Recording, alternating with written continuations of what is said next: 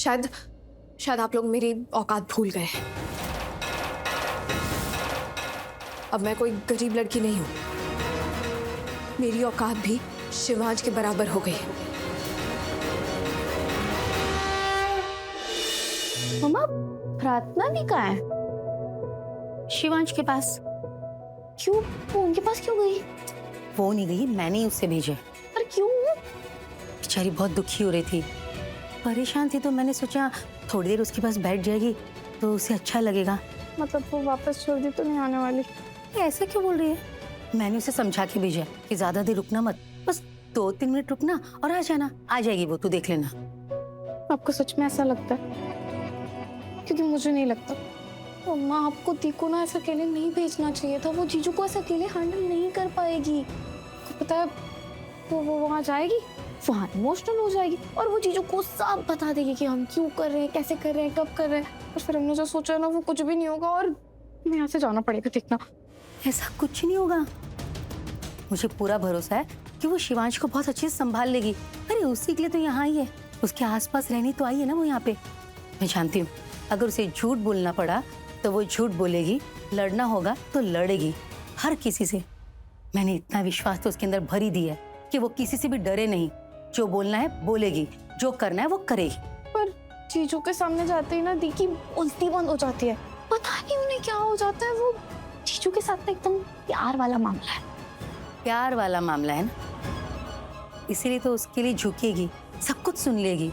अगर जरूरत पड़ी ना तो शिवांश के लिए शिवांश से ही लड़ लेगी। पर मैंने उसे समझाया, जरूरत हो ना तो ही उल्टा बोलना या झगड़ना, वरना कुछ मत बोलना। लड़ तो बोलेगी। आपको पता है, जीजू की और दी की ना प्यार में बहुत लड़ाइयाँ होती थी। मतलब वो कहता है ना कि जब दो लोग एक दूसरे से बहुत प्यार करते हैं तो वो लड़ते भी उतना ही है। दोनों लड़ने में इतने एक्सपर्ट है ना। मैं मतलब तीन दुनिया में किसी से लड़े ना लड़े, और शिवांश जीजू से तो वो ऐसे लड़ती थी। तो फिर चिंता किस बात की है? चिंता इस बात की है कि वो आज नहीं लड़ पाएगी। मतलब ये कि दिया सबसे झूठ बोल रही है ना। वो सबको ये कह रही है कि वो यहाँ पैसों के लिए आई है, जो कि एक झूठ है। और जब बात झूठ की या गलत की आती है ना, तो दी का कॉन्फिडेंस कम हो जाता है। मैं अच्छे से जानती हूँ। पता नहीं दी कैसे रिएक्ट कर रही होगी, दी जीजू को कैसे हैंडल कर रही होगी, जीजू से कैसे बिहेव कर रही होगी।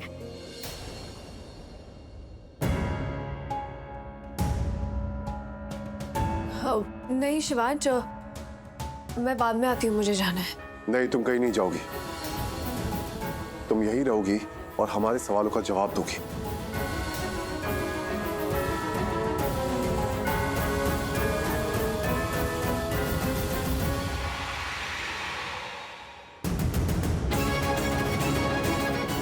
आप लोगों के सारे सवालों का जवाब मैं पहले ही दे चुकी हूँ। बार बार जवाब नहीं दूंगी, बार बार एक ही बात नहीं बोलूंगी। सुन लिया तूने इसकी बात? ये है इसका असली चेहरा। देख ले इस चेहरे को।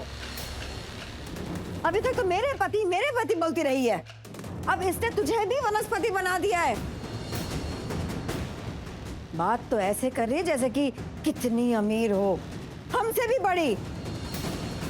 अपनी औकात भूल चुकी है बुआ माँ। शायद आप लोग मेरी औकात भूल गए। अब मैं कोई गरीब लड़की नहीं हूं। मेरी औकात भी शिवांश के बराबर हो गई।